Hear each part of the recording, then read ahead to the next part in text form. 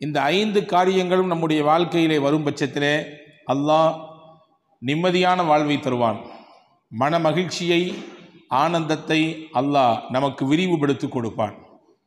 இதிலே ஏதாவது ஒன்றில் குறை இருக்குமேயானால் அல்லது நம்மிடத்திலே இல்லாமல் இருக்குமேயானால் அதை மறுபடியும் நாம் முயற்சித்து நம்முடைய வாழ்க்கையிலே கொண்டு வருவதற்கு நாம் அதற்கான உழைப்பை கொடுப்போம். நிச்சயமாக நாம் எதிர்பார்க்கிற நிம்மதியையும் மகிழ்ச்சியையும் அல்லாஹ் அதன் மூலம் தருகிறான். 1, நபிகள் பெருமானார் ஸல்லல்லாஹு அலைஹி வஸல்லம் அன்னவர்களுடைய தொடர் துஆக்களிலே இந்த வார்த்தை பதிவாக இருக்கிறது. அல்லாஹும்ம க்ஃபினி பிஹலாலிக் அன் ஹராமிக் வ அக்னினி பிஃபضலிக அம்மன் சிவாக். யா அல்லாஹ், நீ எனக்கு கொடுத்த ஹலாலை கொண்டு நான் பொருந்தி கொள்ள வேண்டும், போதுமாக்கி கொள்ள வேண்டும். ஹராம்களை விட்டு என்னை நீ காப்பாற்றிவிட வேண்டும். உன்னன்றி வேறு யாரிடத்திலும் நான் கையேந்தக்கூடாது. உன்னன்றி வேறு யாரிடத்திலும் நான் எதிர்பார்த்து இருக்கக்கூடிய நிலை எனக்கு வரக்கூடாது. இந்த 3ஐயும் கொடு என்று நபிகள் பெருமானார் ஸல்லல்லாஹு அலைஹி வஸல்லம் தொடர்ச்சியாக துஆ செய்ததாக நாம் ஹதீஸ்களிலே பார்க்கிறோம். இப்போ இந்த 3இலே முதன்மையானது, யா அல்லாஹ், நீ எனக்கு எதை தருகிறாயோ அதை ஹலாலாக கொடு, அதை கொண்டு நான் போதுமாக்கி கொண்டு வாழ வேண்டும். தமிழில் அழகாக சொன்னான், போதும் என்ற மனமே பொன் செய்யும் மருந்து என்றான், இல்லையா? ஆனால் மனித மனம் எனக்கும் உங்களுக்கும் இருக்கிறது, இன்னும் வேண்டும் என்ற ஆசை. ரசூலுல்லாஹ் அதை ரொம்ப அழகாக விவரித்து சொல்வார்கள். மனித மனம் எத்தகையது என்றால், 2 தங்கத்தாலான நீரோடை அவருக்கு அன்பளிப்பாக கொடுக்கப்பட்டாலும் மனித மனம் சொல்லுமாம், 3 ஒன்று கொடுத்துருக்கலாம் அவர் சேர்த்து ஒற்றை படையில் 2 கொடுத்து அல்லாஹ் முடிச்சிட்டானே என்று நினைக்க வைக்கும். இது சராசரி மனிதர்களின் சிந்தனை. இது சராசரி மனிதர்களின் சிந்தனை.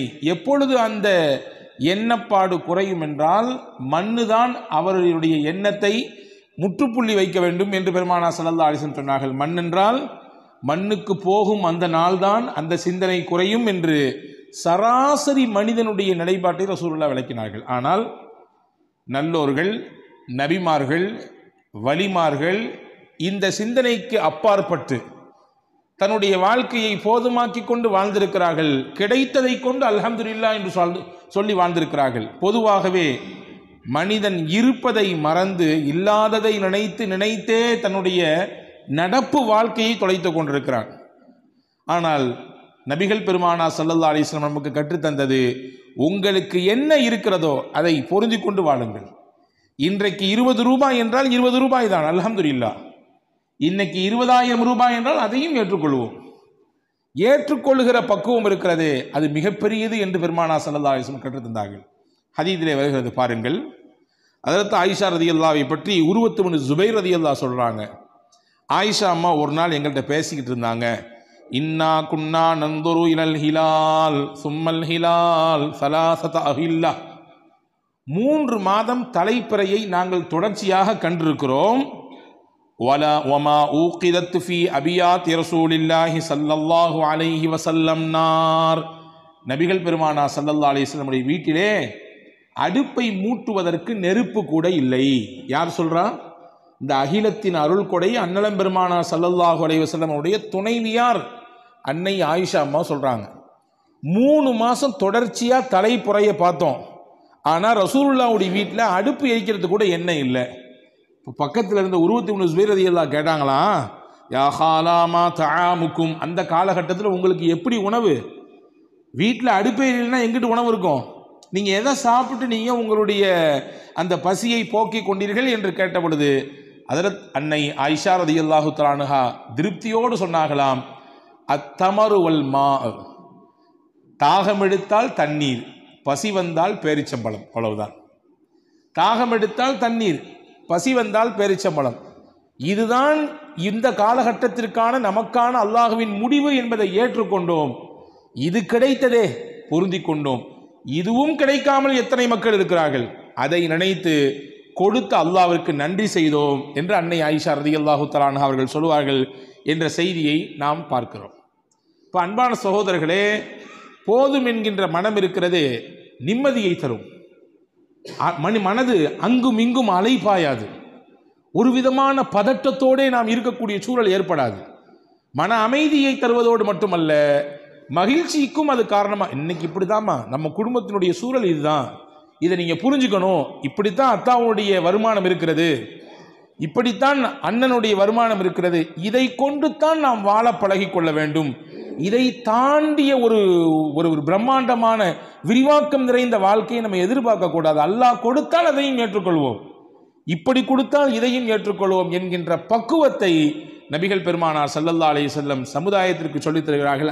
அது கிடைத்து விட்டால் மனதிற்கு நிம்மதி கிடைக்கும், அது கிடைத்து விட்டால் மனதிற்கு மகிழ்ச்சி கிடைக்கும் என்று பெருமானார் ஸல்லல்லாஹு அலைஹி வஸல்லம் அவர்கள் சொன்னார்கள். அன்பு சகோதரர்களே, உமர் ரலியல்லாஹுடைய ஆட்சி காலத்தில் உமர் ரலியல்லாஹு அன்ஹு தேர்ந்தெடுத்து ஆளுநர்களை பல பாகங்களுக்கு அனுப்பி அவங்களுக்கு பொறுப்பை கொடுத்தாங்க. உமர் ரலியல்லாஹுடைய பீரியட் இருக்க ரொம்ப அற்புதமான காலகட்டம் அது. இஸ்லாத்தினுடைய வளர்ச்சிக்கும் சரி, அது மாணிக்கங்களை புரக்கி அதாவது மாணிக்கங்களை புரக்கி ஒவ்வொரு பகுதிகளுக்கும் அவர்களை, அந்த பகுதி மக்களை ஆளுகிற, அவர்களை கண்காணிக்கிற ஒரு உயர்ந்த பொறுப்பை கொடுத்து அழகு பார்த்தாங்க. அப்படிதான் சிரியாவில் டமாஸ்கஸ் என்ற ஒரு பகுதிக்கு உமர் ரலியல்லாஹு அன்ஹு அவர்கள் ஒரு சஹாபியை தேர்வு செய்தார்கள். அந்த சஹாபிக்கு பெயர் சயீத் இப்னுல் ஆமிர் ரலியல்லாஹு அன்ஹு. சயீத் இப்னுல் ஆமிர் ரலியல்லாஹு அன்ஹு டமாஸ்கஸினுடைய ஆளுநர், பொறுப்பாளர். அவரை பற்றி அந்த ஊர் மக்கள் உமர் ரலியல்லாஹு அன்ஹு ஒரு சில கம்ப்ளைண்ட் வச்சாங்க, சில குற்றச்சாட்டு வச்சாங்க. என்ன தெரியுங்களா? டெய்லி காலையில் கரெக்டாக வேலைக்கு வரமாட்டேங்கிறாரு, பொறுப்புக்கு வரமாட்டேங்கிறாரு, லேட்டாக வர்றாரு. எப்பொழுதுமே அவர் பணிக்கு வருவது நண்பகல் நேரத்தில் தான், சூரியன் உச்சி சாய்ந்ததற்கு பிறகுதான் வரவே செய்கிறார். ஒன்று. ராத்திரி நேரத்திலே மக்கள் பணியை ஆற்றக்கூடிய ஆளுநர், மக்களுடைய நிலை எப்படி இருக்குது, எந்த மாதிரியான நிலையில் மக்கள் வாழ்கிறாங்க, அவங்களுடைய உண்மைத்தன்மை என்ன அப்படிங்கிறதெல்லாம் பார்க்குறதுக்கு ரோந்து போகணும். அது அவர் வர்றதே கிடையாது. அதே மாதிரி பார்த்தீங்கன்னா மாதத்தில் ஒரு 2 நாள் லீவ் எடுத்துக்கிறார், மாதத்தில் 2 நாள் விடுமுறை எடுத்துக்கொள்கிறார். 4வதாக எங்களிடத்தில் பேசிக்கொண்டே இருப்பார், திடீர் என்று மயக்கமுற்று கீழே விழுந்து விடுவார்.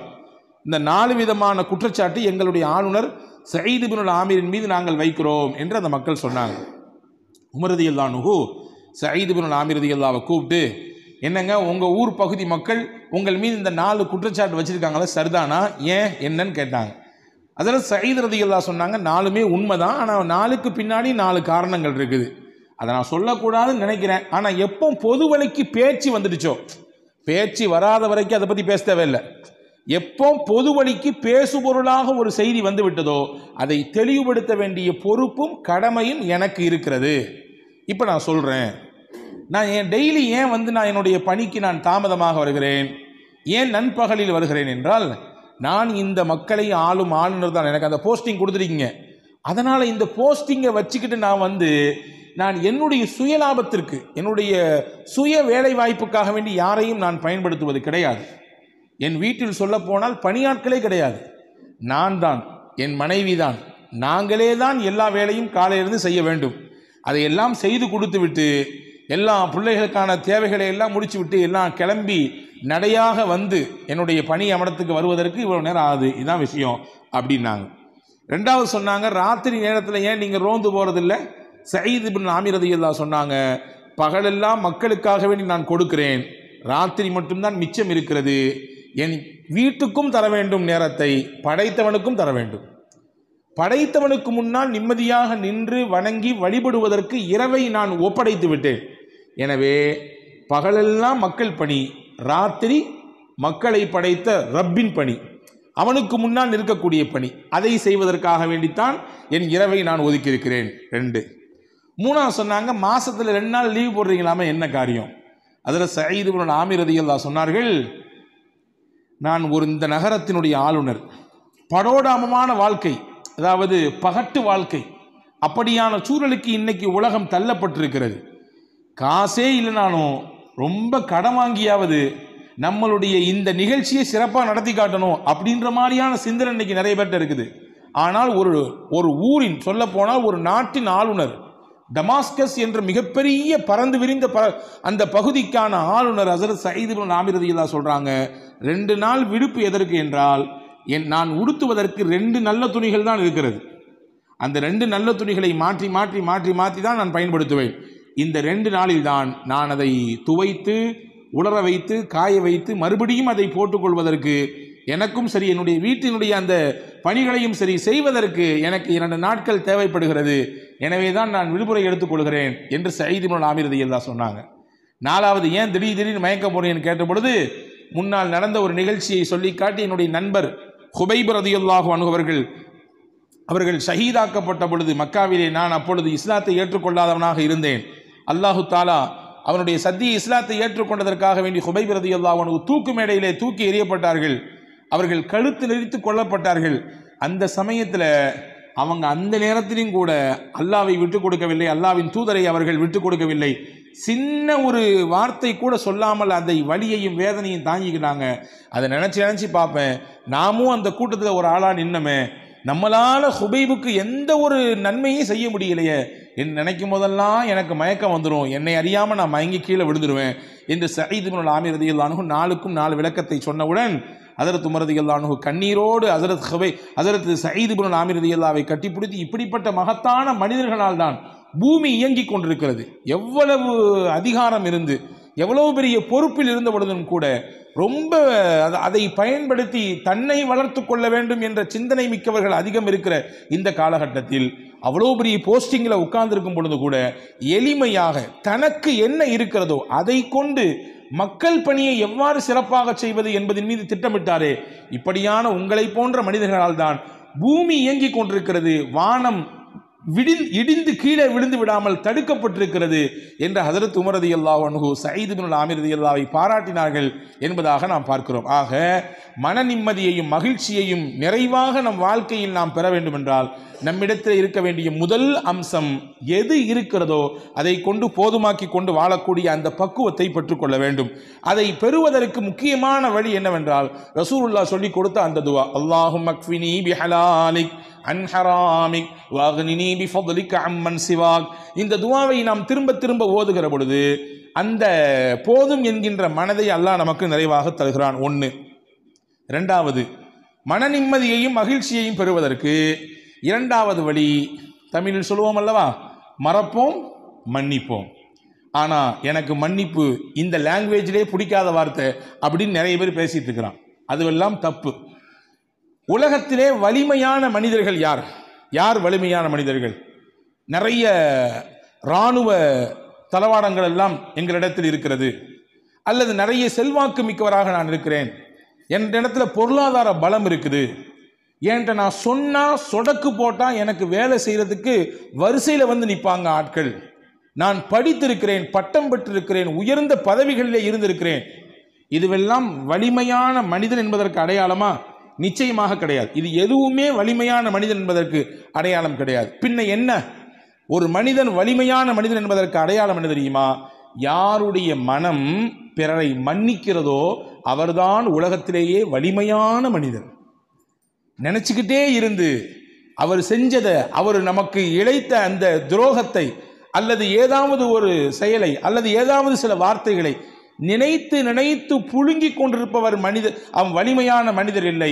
அதை அப்படியே கையை கழுவிவிட்டு அவரும் சதா மனிதர் தான், போகிற போக்கில் ஏதோ அப்படி பேசிவிட்டார், ஏதோ அப்படி நடந்து விட்டார், மறப்போம் மன்னிப்போம் என்று கடந்து போகிறாரே, இவர்தான் வலிமையான மனிதர் என்று அறிஞர்கள் சொல்கிறார்கள். ரசூலுல்லாஹ் உலகத்திலேயே ஆகப்பெரிய வலிமையான மாமனிதர். காரணம் என்ன? நபியினுடைய அதாவது ரசூலுல்லாஹ்வுடைய தகப்பனாரோடு பிறந்தவர் ஹம்சா ரலியல்லாஹு அன்ஹு. நமக்கு தெரியும், ஹம்சா ரலியல்லாஹு அன்ஹு ரசூலுல்லாஹ்வுக்கு அப்பா கூட பிறந்தவர். ஒரு சொந்தம். இன்னொரு சொந்தம் என்னன்னா, ரசூலுல்லாஹ்வும் ஹம்சா ரலியல்லாஹுவும் பால்குடி சகோதரர்கள், ஒரே பெண்ணிடத்தில் பால் குடிச்சிருக்காங்க. அப்போ பால்குடி சகோதரர் என்ற உறவு, தான் அத்தா கூட பிறந்தவங்கன்ற ரெண்டு உறவு. ரொம்ப போல்டான ஆளு ஹஸரத் ஹம்சா ரலியல்லாஹு. இந்த ஹம்சா ரலியல்லாஹு தான் பத்ரிலே முக்கியமாக எதிர்த்தரப்பிலே இருந்த பெரும் 2 எதிரிகளை வீழ்த்துவதற்கு காரணமாக இருந்தார். அந்த 2 எதிரி யாரு? உத்பத் இப்னு ரபீஆ, வலீத் இப்னு உத்பா. உத்பத் இப்னு ரபீஆ என்பவர் ஒருவர், வலீத் இப்னு உத்பா இவர் அவருடைய மகன், உத்பாவுடைய மகன். இந்த 2 பேரும் வீழ்வதற்கு யார் காரணம்னா ஹம்சா ரலியல்லாஹு தான் காரணம். இந்த 2 பேருக்கும் சொந்தக்கார பெண்மணி ஒரு பெண் இருந்தாங்க. வரலாற்றில் வருகிறது ஹிந்தா, அந்த பெண்ணுக்கு பேர். ஹிந்தா யாரு? இந்த உத்பாவினுடைய மகள், இறந்து போன வலீதினுடைய சகோதரி. அப்போ தன்னுடைய தந்தையையும் தான் கூட பிறந்த சகோதரனையும் கொல்வதற்கு காரணமாக இருந்த ஹம்சாவை தீர்த்து கட்ட வேண்டும் என்ற வெறியோடு ஹிந்தா இருந்தார். எந்த அளவுக்கு வெறி என்றால் வரலாற்றில் எழுதுகிறார்கள், அந்த ஹம்சாவை கொல்லும் வரை நான் தலைவாரி கொள்ள மாட்டேன், என் கணவனோடு படுக்கையை பகிர்ந்து கொள்ள மாட்டேன் என்று வைராக்கியத்தோடு தீராத வெறியோடு இருந்தாள். வாய்ப்பு கிடைத்தது, சந்தர்ப்பம் கிடைத்தது. அடுத்த வருடம் உஹது யுத்தம், ஹம்சா ரலியல்லாஹு அன்ஹு அவர்களை கொல்வதற்கு ஒரு ஆளை நியமிக்கிறார் இந்த ஹிந்தா. யார் அந்த ஆள்? அவர்தான் வஹ்ஷி. வஹ்ஷி என்ற அடிமையை நான் உனக்கு உரிமை தருகிறேன், நீ அடிமையிலிருந்து வெளியாயிரலாம், நீ எனக்கு செய்ய வேண்டிய விஷயம் ஒன்னே ஒன்று தான், ஹம்சாவை போட்டு தள்ளணும். நீ உனக்கு அடிமையிலிருந்து வெளியாயிரலாம் ஒன்று, இன்னொன்று நீ எதிர்பார்க்காத செல்வத்தை உனக்கு தருவேன். உன் வாழ்க்கையிலே பார்க்க முடியாது, வாழ்நாள் முழுக்க சம்பாதிச்சாலும் உன்னையால் அவ்வளோகான சேர்க்க முடியாது, அவ்வளவு செல்வத்தை உனக்கு தருவேன். 2 தர்றேன், எனக்கு வேண்டும், ஹம்சாவை கொல்லணும். வஹ்ஷிக்கு காசு கிடைக்குதோ பொருள் கிடைக்குதோ அது பெருசாகவே தெரியல அவருக்கு, அவர் அடிமை. அந்த அடிமை என்ற இடத்திலிருந்து வெளியாகி எல்லாரையும் மாதிரி சுதந்திரமாக இருக்கணும் அப்படின்னு ஆசைப்பட்டார். இந்த வார்த்தை அவருக்கு பெரிய ஆறுதலாக இருந்துச்சு. கடைசியில் இந்த வஹ்ஷி தான் ஹம்சா ரலியல்லாஹு கொன்றார். நீங்கள் ஹம்சா ரலியல்லாஹு வரலாற்றை எல்லாம் வாசிக்க வேண்டும். அதாவது இஸ்லாமியர்களாகிய நாம் நமக்கு இருக்கக்கூடிய அந்த வீர வரலாறு, நமக்கு இருக்கக்கூடிய ஆறுதல் தரக்கூடிய வரலாறு எவ்வளவு நமக்கு புண்பட்ட இதயத்திற்கு மருந்து போடுகிறது தெரியுமா? உலகத்தில் முஸ்லீம்களுக்கு இருப்பதை போன்று உண்டான மகத்தான வரலாறு வேறு எந்த சமுதாயத்தும் கிடையாது. எல்லாத்துக்குமே நமக்கு ஒரு முன்மாதிரி இருக்குது. அதிலிருந்து எடுத்து நம்முடைய வாழ்க்கைக்கான பாடத்தை, நம்முடைய கஷ்டத்திற்கான தீர்வை அங்கிருந்தே பெற்றுக்கொள்ளலாம். ஹம்சா ரலியல்லாஹு கொல்லப்பட்டார்கள். எந்த அளவுக்கு என்றால் அவர்களுடைய வயிறு கிழிக்கப்பட்டது, அவருடைய ஈரக்குலைகள் எடுத்து கடித்து மென்று ஹிந்தா துப்பி எறிந்தாள். அந்த அளவுக்கு வெறி. தான் தகப்பனாரையும் சகோதரனையும் கொன்ன ஹம்சா ரலியல்லாஹுவை பழிதீர்த்து கொண்டாள் ஹிந்தா. இது முந்திய வரலாறு. அப்படி பேக்கில் வாங்க, ஒரு 10 வருஷத்துக்கு பின்னாடி, 10 வருஷம் கூட கிடையாது, ஒரு 6 வருஷத்துக்கு பின்னாடி அந்த அம்மாவுக்கு மனமாற்றம் ஏற்படுது. ரசூலுல்லாவுக்கு பெரிய வலி. ஹம்சாவினுடைய அந்த இறப்பை பார்த்து, அவருடைய உடல் சிதைந்து கிடக்கக்கூடிய அந்த காட்சியை பார்த்து ரசூலுல்லாவை ஒரு கட்டம் ஆடி போய் விட்டார்கள், கண் கலங்கி விட்டார்கள். இப்படியான ஒரு வெறி செயல், என்ன ஒரு குரூர சிந்தனை, கொடூர சிந்தனை இது! இப்படி உடலை சிதைத்து சின்னாபின்னப்படுத்திருக்காங்களே சொல்லி ரசூலுல்லாவே அப்படியே கலங்கி போன தருணம் அது. 6 வருஷம் கழித்து ஹிந்தாவுக்கு மனமாற்றம் ஏற்பட்டு தன்னுடைய கணவர் அபூ சுஃபியான் இஸ்லாத்தை ஏற்றுக்கிட்டாரு. நானும் இஸ்லாத்தை ஏற்றுக்கணும்னு ஆசைப்படுறேன், ஆனால் நீங்கள் என் கூட வாங்க, நீங்கள் தான் முஸ்லீம் ஆகிட்டீங்களா, இப்போ முகமதை போய் சந்திப்போம், ரசூலுல்லாவை சந்தித்து நானும் அவங்கள சந்தித்து இஸ்லாத்தை ஏற்றுக்கணும் என்று சொன்ன பொழுது அபூ சுஃபியான் நான் வரமாட்டேன்ட்டார். நீ பண்ண செயல் அவ்வளவு கொடூரமானது, எனக்கே பொறுத்துக்கலை. அவர் கூட இருந்த ஹம்சாவை இப்படி கொன்றாயே, அவருடைய மனம் எவ்வளவு நொந்திருக்கும் என்று அபூ சுஃபியான் சொன்னார். கடைசியில் ஹிந்தா அந்த பெண்மணிக்கு மனசே கேட்கல, உஸ்மான் ரலியல்லாஹுவை பிடித்தார். அதே போன்று தன்னுடைய சகோதரர் இன்னொருவர் இருந்தார், அபூ ஹுதைஃபத் இப்னு உத்பா, அவரையும் பிடிச்சார். நீங்கள் 2 பேர் தான் ரெக்கமெண்ட் பண்ணணும், கூட்டு போங்க, முகமது ஸல்லல்லாஹு அலைஹி வஸல்லம் கூட்டு போங்க. கூட்டு போனார்கள். முகமது நபி ஸல்லல்லாஹு அலைஹி வஸல்லம் கருணையே உருவான ஹாத்தமுன் நபி அவர்கள் அந்த பெண்மணியை ஏற்றுக்கொண்டார்கள், அவர்களிடத்திலே பையத் செய்தார்கள். அவர்கள் செய்த அந்த குற்றங்களை அல்லாஹ் மன்னித்து விடுவான், உங்களுக்காக வேண்டி வல்ல அல்லாஹ்விடத்திலே நான் பிழை பொறுக்க தேடுகிறேன் என்று சொன்னார்கள். இஸ்லாமிய வரலாற்றிலே அற்புதமான ஒரு நிகழ்ச்சி நடந்தது. ரசூலுல்லாவின் சிறிய தகப்பனார் ஹம்சாவை கொல்லுவதற்கு காரணமான ஹிந்து பின் உத்துபா இஸ்லாத்தை நபிகளின் கரத்திற்கு முன்னாலேயே ஏற்றுக்கொள்கிறார். அன்பு சகோதரர்களே, சராசரி மனிதராக இருந்து நாம் இதை பார்ப்போம். யாருக்காவது மனசு பொறுக்குமா? ஒன்றும் இல்லைங்க. ஒரு 4 பேர்த்துக்கு முன்னாடி வச்சு நம்மளை ஒருத்தர் பேசிட்டாரு, அவமானப்படுத்திட்டாரு, மனசை காயப்படுத்திட்டாரு, சந்தர்ப்பத்தை தேடிக்கிட்டே இருப்போம். கிடைச்சா அவரை 4 பேர்த்துக்கு இல்லை 40 பேருக்கு முன்னாடி வச்சு பழி வாங்கணும், திருப்பி பேசணும். அவர் வீசிய அந்த வார்த்தைகளின் கணை எவ்வளவு பெரிய தாக்கத்தை நமக்கு ஏற்படுச்சோ அதை விட முடிந்தால் 4 மடங்கு திருப்பி கொடுக்க வேண்டும் என்று நினைப்பதுதான் மனித இயல்பு. ஆனால் இதை கடந்து முஹம்மது ஸல்லல்லாஹு அலைஹி வஸல்லம் தனக்கு உயிருக்கும் உயிரான ரொம்ப நெருக்கமான ஹம்சாவை கொண்ட காரணமாக இருந்த ஹிந்தாவை மன்னித்தார்கள் என்றால், எனவேதான் நான் சொன்னேன், உலகத்திலேயே ஆகப்பெரிய வலிமை மிக்க மனிதர் யார் என்றால், பிறருடைய தவறை குற்றத்தை மன்னிக்கிற மனப்பான்மை யாருக்கு இருக்கிறதோ அவர்தான் உலகத்திலேயே வலிமை மிக்க மனிதர். அவர்தான் உலகத்திலேயே ஆற்றல் மிக்க மனிதர். ரசூலுல்லாஹ் ஆற்றல் மிக்க மனிதராக இருந்தாங்க. இப்போ மகிழ்ச்சி கிடைக்கணும், நிம்மதி கிடைக்கணும்னா மன்னிக்கணும். காலத்துக்கு மன்னிக்க மாட்டேன், இறந்து போனாலும் தீதாரை பார்க்க கூட நீ வரக்கூடாது பார்த்துக்கோ என்று சொல்லுபவர் தான் இன்று நம்மிலே பலர் உண்டு. உறவுகளுக்கு இடையிலே எவ்வளவு விரிசல், அண்ணன் தம்பிகளுக்கு இடையிலே எவ்வளவு விரிசல், சொந்தங்களுக்கு இடையிலே எவ்வளவு விரிசல், பகை, வன்மம். அந்த வன்மமும் பகையையும் உள்ளத்தில் வைத்து எதை தான் சம்பாதிக்க போகிறோம் நாம், எதை தான் கொண்டு போக போகிறோம் நாம். வன்மத்தோடே நாம் இறந்து விட்டால், அன்பர்களே இந்த வார்த்தையை நீங்கள் கவனியுங்கள், வன்மத்தோடும் வெறுப்போடும் இறந்து விட்டால் நம் மீது யார் கோபத்தோடு இருக்கிறாரோ அவர் நமக்காக வேண்டி கையேந்துவாரா?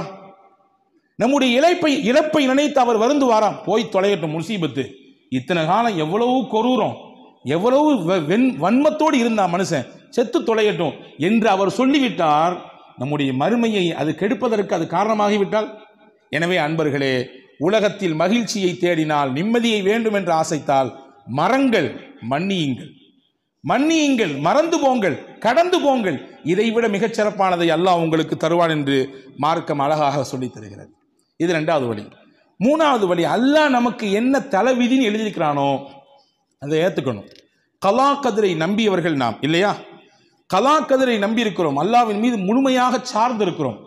என்ன நடந்தாலும் உன்னை நான் விடமாட்டேன் என்று அல்லாஹ்வை இறுகமாக பற்றி பிடித்துக் கொள்ள வேண்டும். ரசூலுல்லாஹ் சொன்னார்கள், லவ் அன்னக்கும் ததவக்கலூன அலல்லாஹி ஹக்க தவக்குலிஹி லருஸிக்தும் கமா துர்ஸகுத் தைரு தகுது ஹிபாசன் வ தரூஹு பிதானா. நீங்கள் முழுமையாக அல்லாஹ்வை சார்ந்திருந்தால், அல்லாஹ்வை சார்ந்திருந்தால் என்றால் நம்ம தப்பா புரிஞ்சிடக்கூடாது. கஷ்டத்தில் மட்டும் அல்லாஹ் அல்லான்னு கூப்பிடுறது, ஏதாவது சிரமம்னா அல்லாஹ் அல்லான்னு வணங்குறது, வேக வேகமாக குனிஞ்சு எஞ்சிக்கிறது, அப்போ மட்டும் கண்ணீர் வருது, அப்படி இல்லை.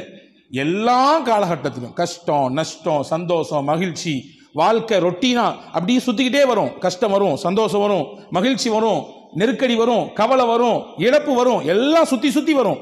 எல்லா சுத்தின் சமயத்திலும் என்னை படைத்தவன் மீது நான் நம்பிக்கையோடு இருக்கிறேன், என்னை அவன் கைவிட மாட்டான் என்ற நம்பிக்கை.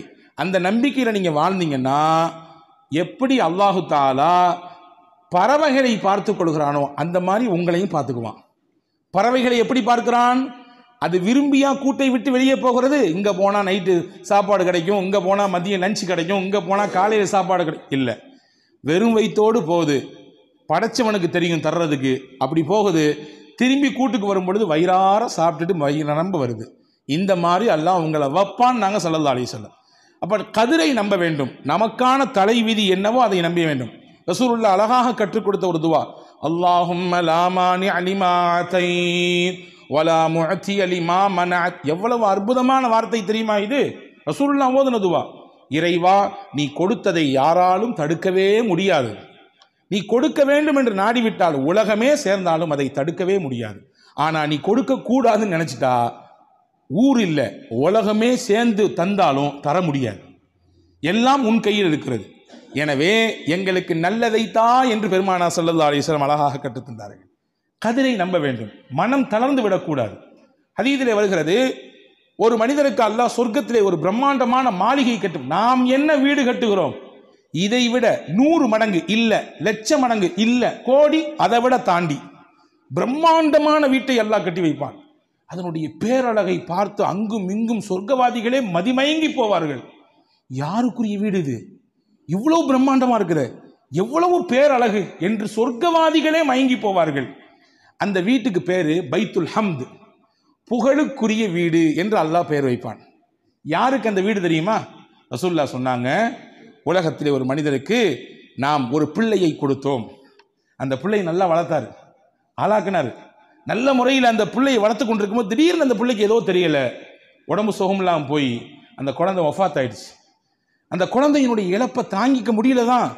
அவருக்கு பிறந்த குழந்தை வச்சுக்குங்க, அல்லது அவர் அன்பாக வளர்க்கக்கூடிய குழந்தை வச்சுக்குங்க, இழப்பு தாங்க முடியல தான். இருந்தாலும் கொடுத்தவன் அல்லாஹ், அவனை எடுத்துக்கிட்டான். இன்னா லில்லாஹி வ இன்னா இலைஹி ராஜிஊன் என்று சொல்லி இதன் நன்மையின் மீது அவர் ஆதரவு வைத்தார்.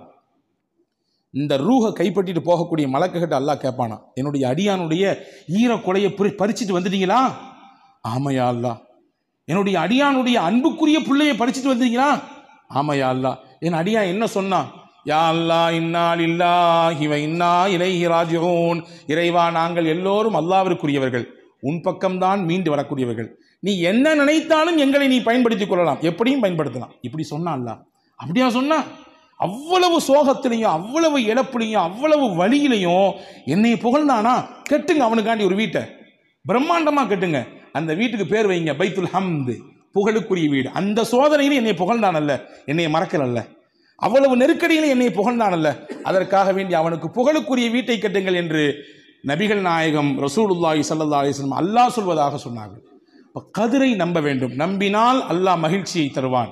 நமக்கான தலைவீதி தான் என்பதை ஏற்றுக்கொள்வோமையானால் அல்லாஹ் மகிழ்ச்சியை மட்டுமல்ல நிம்மதியையும் கொண்டு வந்து சேர்ப்பான். அதே போன்று 4வது வழி, உலகத்திலே எந்த நிகழ்ச்சி நடந்தாலும், நம் வாழ்க்கையில் எப்படிப்பட்ட நிகழ்வுகள் ஏற்பட்டாலும் நேர்மறையாக பார்ப்பதற்கு கற்றுக்கொள்ள வேண்டும். எதிர்மறையாக எதையும் பார்க்கக்கூடாது. நேர்மறை சிந்தனை, பாசிட்டிவ் திங்ஸ் சொல்றாங்கல்ல, நெகட்டிவ் திங்ஸ், இதுல எது வேண்டும்? மனித மகிழ்ச்சிக்கு பாசிட்டிவாக எதையும் பார்க்க வேண்டும், நேர்மறையாக பார்க்க வேண்டும். ரசூலுல்லாஹி ஸல்லல்லாஹு அலைஹி வஸல்லம் கடுமையான வலியோடும் வேதனையோடும் பதட்டத்தோடும் ஹிரா குகையிலேருந்து ஓடி வந்தாங்க. என்னைய போத்துங்க, நான் எனக்கு ரொம்ப பதட்டமா இருக்கு அப்படின்னு சொல்லி. அதில் அன்னைய ஹதீஜா அம்மா என்ன சொன்னாங்க? வரலாறு சொல்லுகிறது, உங்களை யார் அங்கே போக சொன்னா? ராத்திரியில் தன்னந்தனியா, அதுவும் அவ்வளவு தூரத்தில் பெரிய மலை உச்சியில் தனியாக போய் அவங்க இதெல்லாம் பேசவே இல்லை. ஹதீஜா அம்மா என்ன சொன்னாங்க? அவங்களுடைய பார்வையை பாருங்க, அவங்களுடைய தாட் எப்படி இருந்துச்சு? கல்லாலா யுஹ்ஸீகல்லாஹு அபதா, நபியே நாயகமே நீங்க பயப்படாதீங்க, கவலைப்படாதீங்க, கலங்காதீங்க, பதற்றப்படாதீங்க, அல்லாஹ் உங்களை ஒரு காலமும் கைவிடவே மாட்டான். நீங்க எப்படிப்பட்ட ஆள் தெரியுமா? உங்களுடைய எவ்வளவு நல்ல பழக்கம் இருக்கு தெரியுமா? இன்னக லதஸிலுர் ரஹிம, சொந்தத்தை நீங்கள் அரவணைக்கிறீர்கள், விருந்தினர்களுக்கு உபசாரம் செய்கிறீர்கள், இல்லாதவர்களுக்கு கொடுக்கிறீர்கள், கஷ்டப்படுறவங்களுக்கு அந்த கஷ்டத்தை நீங்க உங்க தோல்ல வாங்கி போட்டு சுமக்கிறீங்க. இவ்வளவு நல்ல பண்பு உங்கள்கிட்ட இருக்கும் பொழுது அல்லாஹ் உங்களை கைவிடுவானா? ஏன் நீங்க பதட்டப்படுறீங்க? ஏன் நீங்க இப்படி குளிர்ந்து ஜுரம் இருக்குன்னு நடுங்குறீங்க? அல்லாஹ் உங்களை ஒரு பொழுதும் கைவிட மாட்டான், கவலைப்படாதீங்க என்று பாசிட்டிவாக பேசி அவர்களுக்கு ஆதரவை கொடுத்து அதற்கடுத்து கூட்டிக் கொண்டு போனார்கள் வரக்கத்து இப்னு நௌஃபல் என்று சொல்லக்கூடிய வேத அறிஞரிடத்தில். இங்கே செய்தி நமக்கு என்னன்னா, பாசிட்டிவ் திங்கிங், எதையுமே நேர்மறையாக பார்க்கக்கூடிய பழக்கம் இருக்கிறது, நிம்மதியை தரும். இது நடந்தா இப்படி நடந்திருக்குமோ, அது ஆனதுனால தான் அப்படி நடந்திருக்குமோ. ஹஸரத் ரசூலுல்லாஹ் சொல்றாங்க, ஒரு ஹதீஸ் வந்திருக்கிறது, உங்களுக்கு என்ன விரும்புகிறதோ அதை நீங்கள் செய்யுங்கள், செய்யும் பொழுது அல்லாஹ்விடத்திலே உதவி தேடுங்கள்.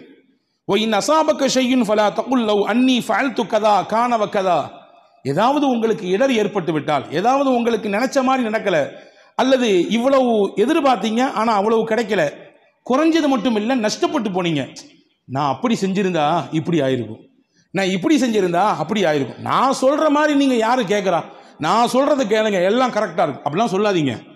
இது எல்லாமே ஷைத்தானுடைய வார்த்தை. நாங்கள் சொல்லலாம், இது எல்லாமே ஷைத்தானுடைய வார்த்தை. சொல்லிட்டு சொன்னாங்க, எது நடந்தாலும் இப்படி சொல்லுங்கள், கத்தரல்லாஹு மா ஷாஅ ஃபஅல, அல்லாஹ் நாடியது நடந்திருக்கிறது, அவ்வளவுதான், முடிஞ்சு. இதான் கதிரு, இதான் தலைவிதி, அது நடந்திருக்குது அப்படின்னு சொல்லி கடந்து போயிருங்க நாங்கள் ஸல்லல்லாஹு அலைஹி வஸல்லம். அப்போ மகிழ்ச்சியை பெறுவதற்கு 4வது வழி நேர்மறையாக பார்க்க வேண்டும், இல்லையா? 5வது மகிழ்ச்சியோடும் அதே போன்று மன நிம்மதியோடும் வாழ்வதற்கு 5வது முக்கியமான வழி, பிறருக்கு நாம் மகிழ்ச்சியை கொடுப்பதற்கு முக்கியத்துவம் கொடுக்க வேண்டும். நாம எப்படி சந்தோஷமாக ஆசைப்படுறோமோ அந்த மாதிரி பிறரை சந்தோஷப்படுத்துறதுக்கு நம்முடைய வாழ்க்கையில கொஞ்சம் நேரங்களை ஒதுக்கிக்கணும். ரசூலுல்லாஹ் சஹாபாக்கள் கேட்டாங்க, யா ரசூலல்லாஹ், நாங்கள் செய்யும் செயலிலேயே சிறந்த செயல் எதுன்னு கேட்டாங்க. ரசூலுல்லாஹ் சொன்னாங்க, தொழுக, நோன்பு அல்லது தஹஜ்ஜத்து, இதெல்லாம் ஓகே, இதெல்லாம் சிறப்பான செயல் தான், மாற்றுக்கிறதே கிடையாது. ரசூலுல்லாஹ் சொன்னாங்க, ஒரு முஸ்லீம் செய்யும் செயலிலேயே சிறந்த செயல் எது தெரியுமா? ஒரு மனிதனுடைய உள்ளத்திலே மகிழ்ச்சியை ஏற்படுத்துறது காரணமா இருக்கிறது. ஒருத்தனை சந்தோஷப்படுறதுக்கு அவர் காரணமா இருப்பார். அவர் வார்த்தையோ அல்லது அவருடைய செயலோ அல்லது அவருடைய கொடுக்கல் வாங்கலோ பிறருக்கு சந்தோஷத்தை தரும். அதுதான் சிறப்பான செயல் என்று பெருமானார் ஸல்லல்லாஹு அலைஹி வஸல்லம் சொன்னார்கள். ஹதீஸிலே வந்திருக்கிறது, பெருமக்களே நீங்கள் கேளுங்கள் கண்டிப்பாக இதை. மறுமை, ஒருவன் இறந்து போய்விட்டால் அவரை கொண்டு போய் மண்ணறையிலே அடக்கி விடுகிறோம், இல்லையா? மண்ணறை என்பது தனிமையின் வீடு, அங்கே துணைக்கு யாரும் கிடையாது. நமக்கு பக்கத்திலே ஆள் இருக்கும், கூப்பிட்டால் நம் குரலை கேட்டு ஓடுவதற்கு உதவி செய்வதற்கு எக்கச்சக்கம் உலகத்தில் உண்டு. ஆனால் மன்னரை தனிமையின் வீடு. ஆனால் உலகத்தில் யாரு அடுத்தவங்களை சந்தோஷப்படுத்தினாங்களோ அது அவர் கொடுத்த ₹1 இருக்கலாம், அல்லது ஒருவேளை சாப்பாடாக இருக்கலாம், அல்லது அவர் கஷ்ட காலத்தில் செய்த ஒரு உதவியாக இருக்கலாம், வச்சுக்கங்க, அவர் கொடுத்த ஏதோ ஒரு ஆலோசனையாக இருக்கலாம், அல்லது அவர் கொடுத்த ஏதோ ஒரு சின்ன வழிகாட்டுதலாக இருக்கலாம். அதனால் அவருக்கு நல்ல வேலைங்க. அந்த இடத்துல அந்த சந்தில் ஒருத்தர் இருந்தார், ஒரு பாய். அவர்கிட்ட கேட்டேன், அவர் தான் கரெக்டாக வழிகாட்டினார். அவர் மட்டும் அங்கே இல்லைன்னு வச்சுங்களேன், வேற எங்கேயோ மாறி போயிருப்பேன். இது ஒரு சந்தோஷம், இது ஒரு மகிழ்ச்சிக்கான காரணம். இப்படி ஏதோ ஒரு காரணத்திலே மனிதருக்கு மகிழ்ச்சியை கொடுத்தார். ரசூலுல்லாஹ் சொன்னாங்க, இந்த மகிழ்ச்சியை அல்லாஹ் நாளைக்கு என்ன செய்வான் தெரியுமா? இவர் இறந்த பின்னாடி இதற்கு உருவம் கொடுப்பான்.